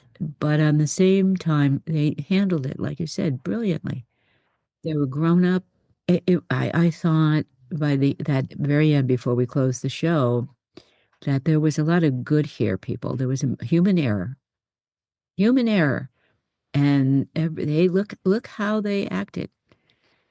Young directors congratulating each other, and I really thought it was a very interesting moment. But of course, it's not what is going to sell soap. So it became, a whole other thing. And who made the mistake, and who? Oh my goodness gracious me! Right. But I also felt the Academy could not go out and issue a statement and needed to be PWC. Hmm. Because that's going to put us in a space, all my years in communications, no, trying to defend yourself out of. And while we stood with them, because they were our partners there, and there were a few people called me and said, you need to fire them. And I'm like, we've worked with this company for decades. No. Hmm. I mean, I could get overruled, but that's no, this is human error. This isn't malicious or any sort of intent to an action at all. Um, and I knew the PWC executive, and he was probably crushed more than Hmm. Yeah. anybody, right? So, okay, we'll just get through this. We just get through this, which of course we eventually did, but it'll be, one of the bloopers that'll, along with so many others from the Academy.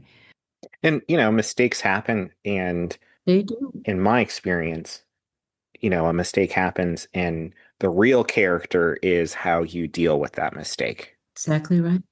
Some people, they blame everybody. Other people, they accept the mistake, accept responsibility, and okay, let's make it right and move on. Yeah.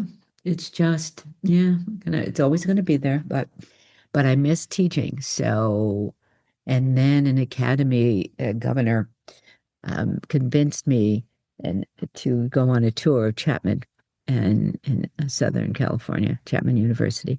So I taught there as well for about 4 years, 5 years.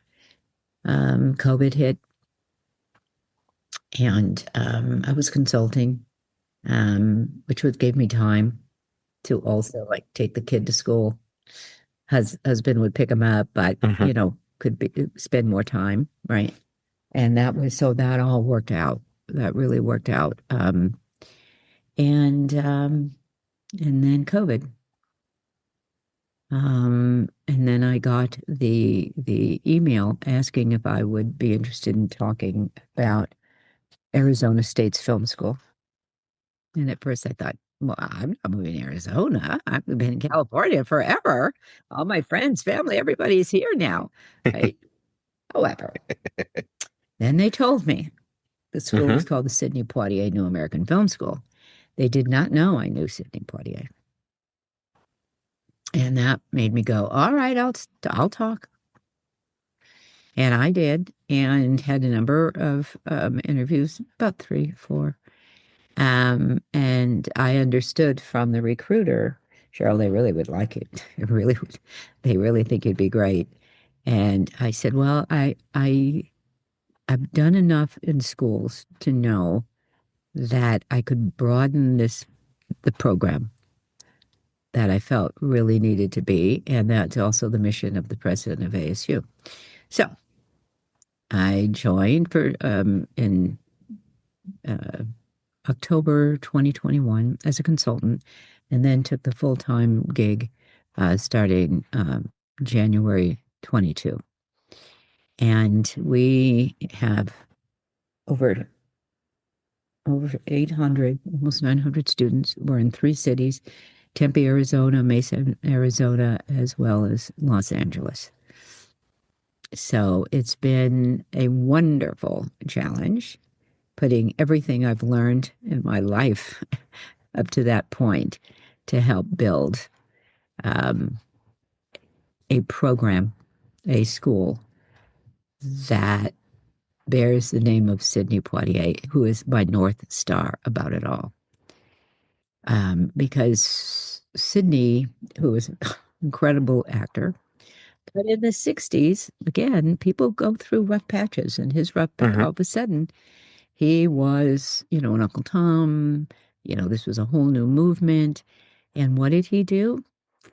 He took up directing and became a successful director.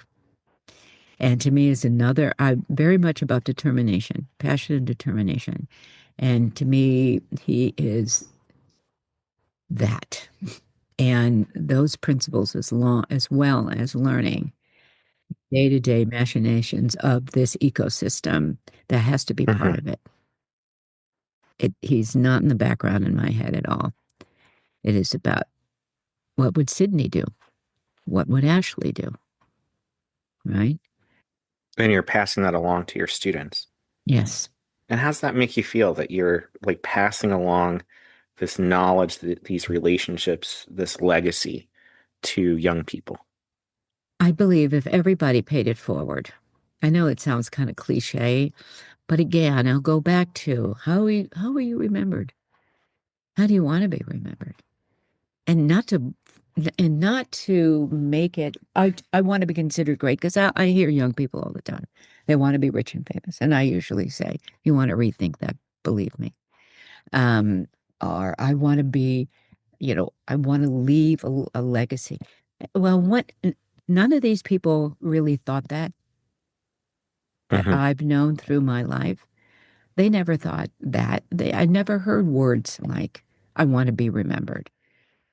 I never heard those. This is new, these kinds of things. And well, then be the best you can be, and you will be. I mean, running after fame, running after awards, that's not it. That's just not it, people. And I tell that to students.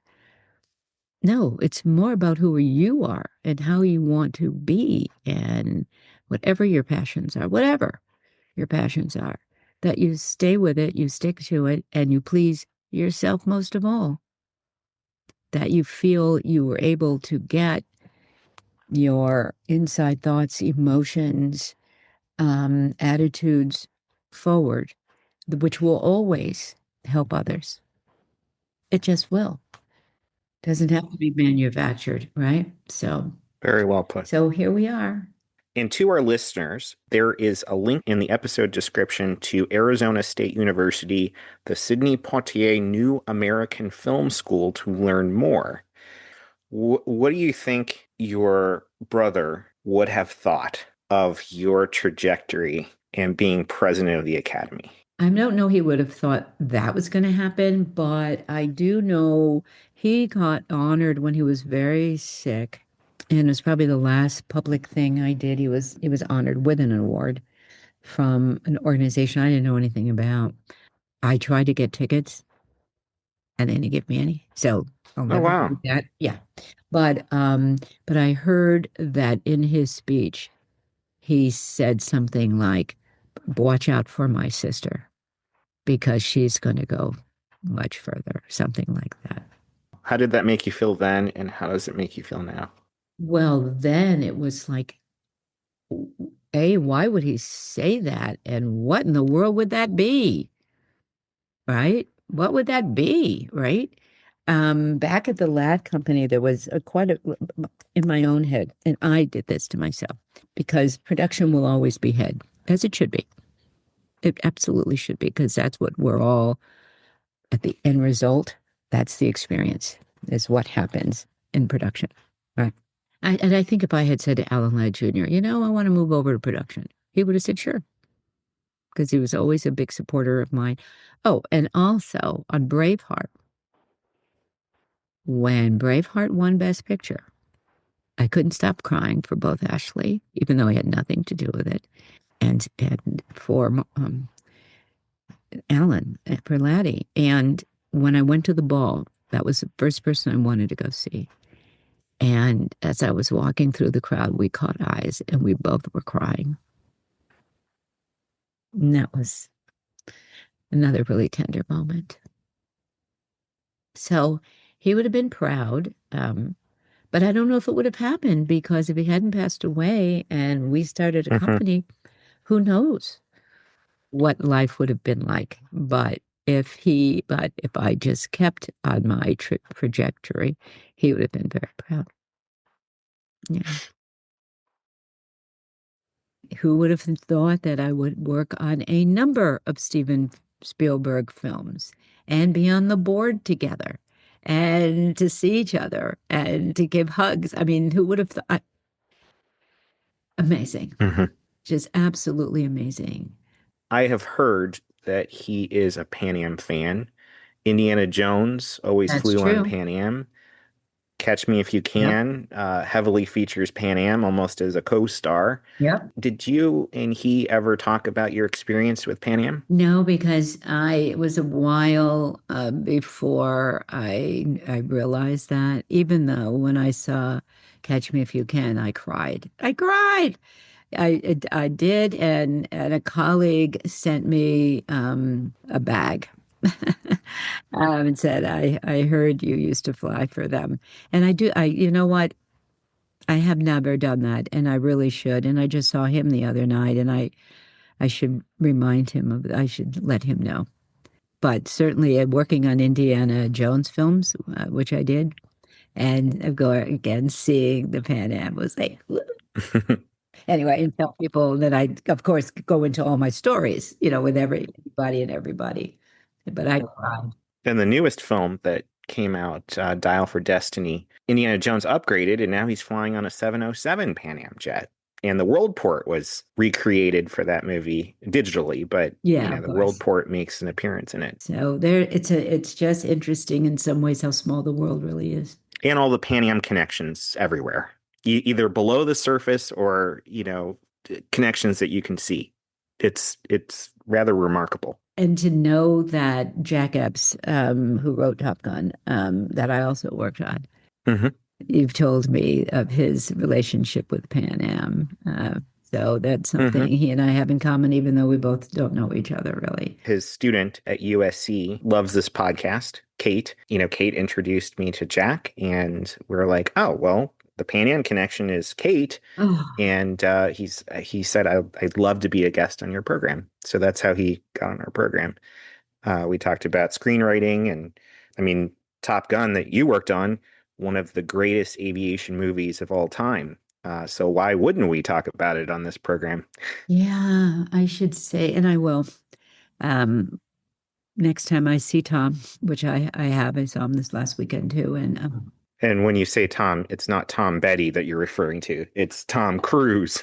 Tom Cruise. No, I'm sorry, with Tom Cruise, and as well as Jerry Bruckheimer. I will see them again in a few months for sure, and if not sooner, when I go to LA, and I will say. And by the way, we have another connection that you're not aware of. Cheryl, as we're nearing the end of our episode, I always ask this question to guests. Why is Pan Am history important and why should it be preserved? And what does Pan Am history mean to you? Well, I would say Pan Am, certainly early in my life, represented something big, grand, elegant, worldly that I never, at those earlier years when you knew about Pan Am, it was classy that I would ever fly Pan Am. Actually, never mind work for Pan Am. In college, especially my senior year, when I realized that I had a love for travel because I had spent time in Europe in college. And that's why I applied to Pan Am because they could give me that and was didn't have any idea if I would be selected or not. I had no idea. I knew it was hard to become a Pan Am stewardess, so they had a lot of, discretion and it was prestigious. And but I thought, okay, I'll try. And then when I was accepted, it was major, a little scary, in some ways, but the kind of scary that you long for, because it's going to be fresh, it's going to be different, but you don't know really what it's going to be. And so those 2 years, I met so many people around the world. I got to experience life in a much bigger view and understanding, meeting so many interesting people that also gave me a lot of personal confidence to know that I could travel in all sorts of different spaces. When I would tell people, other than in San Francisco, my friends were actually quite jealous, try to make it seem like it wasn't important, but I knew they were just truly jealous. Never thought of traveling that way, and they were still, with a backpack, which I said I can't do anymore. And certainly periodically through my life, as Pan Am has been a weaving through and how I view international, global, um, different folks. It's all really based off of those years. And so anytime there'd be a reference in a movie or somebody talking or whatever, that I would just have a beam of pride about it. And certainly folks of a certain age, when I would say, and I always say, that I was a stewardess for Pan American. And they're usually impressed because they know of the era and the time, which is very interesting. Would not have thought of that in any way, shape, or form, but doesn't matter. It's true. It is absolutely true. And and certainly when the Pan Am show with Margot in it, oh my God. I mean, I called everybody in the world, right? You got to watch this show. You can't believe this. This is unbelievable, right? Hmm. I'm sorry it didn't last longer, but that was just whoa, right? Really cool. And certainly Catch Me If You Can, which I think I had said to you earlier, cried when I saw that. Hmm. Because again, it represented an era that is gone in so many Hmm. ways, right? And And that movie you, introduced Pan Am to a whole new generation. yeah, yeah. So you keep at it. Well, thank you. Honest to goodness, because it should not go away. It shouldn't be a footnote, you know? There's just too many people around the world. I don't know if you've had much exchange with other people from around the world, but it was gold standard. Really, gold standard. One last question for you, Cheryl. So we have a lot of young people that listen to this program all over the world. Mm-hmm. What message does the great Cheryl Boone Isaacs have for a young person that might be listening that's interested in film, getting into the film business, or just general advice? Well, when you're young, not everybody has the advantage of knowing what they want to do with their lives. I always envied my best friend from high school, Pam. I jokingly used to say to her, "You came out of the womb wanting to be a nurse." To up till today, even though she's retired, she was always nurse, always, and I envied her actually because she knew what she wanted to be. Um, and I didn't. And I kind of bounced a little here and there, and it was odd to her. And for me, it was odd to see her knowing exactly what she wanted, going for it, having a family, and worked as a nurse until she retired. And I'm kind of bouncing a bit around. After a while, I could see a path, but I didn't start out that way. So I would say the biggest thing is follow your passion. And sometimes it takes a while before you know what it is. But that should not stop you because it will surface. And be as positive as you can. I have a very close friend whose son loved airplanes. And it was the one thing in his life that he just stuck to it, stuck to it, stuck to it, stuck to it. And now he's a pilot. Oh, great. And so someone close that I know, and now is flying commercially. But years of different steps, right? Because that's something. So I say for young filmmakers, don't give up easy. And whether you end up becoming a filmmaker or not, don't try to take easy road. Try to pay attention to your heart more than your brain, even sometimes, of where you get your satisfaction, what excites you. And that will move you along. And you will discover, if you don't know already, how you will succeed in pleasing yourself more than anyone else. Well, thank you very much for that. And thank you very much for your time. It's been an honor having a chat with you. I always enjoy speaking with you. And I am so proud to have you on this program to share your story with our audience. Well, I want to thank you, Tom. And this is the 60th episode. It's the 60th episode. That is correct. So that's one hell of a lot of knowledge that's in your head. And I appreciate it, and I know thousands of others appreciate you sharing that with us. So Well, thank you. thank you. Thank you very much. Cheryl Boone Isaacs, it's always a pleasure. Back at you.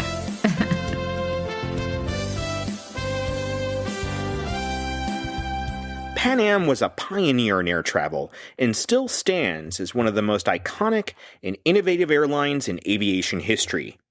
That legacy lives on at the Pan Am Museum in Garden City, New York, where you can explore the rich history of the aircrafts and individuals at the heart of the company known as the world's most experienced airline. For more information about the Pan Am Museum, check out our website at www.thepanammuseum.org. You can also find us on Facebook, Twitter, Instagram, YouTube, and TikTok. As was once a tagline in one of our commercials, we would greatly appreciate your support to help the Pan Am Museum continue making the going great. You can also support the museum by shopping on our online store for all things Pan Am, accessories, apparel, jewelry, books, models, and posters. We want to hear from you. If you have a question for us or want to share your story, our email address is podcast@thepanammuseum.org. As flight crews once said to passengers departing for their destinations around the world, "Thank you for flying, Pan Am."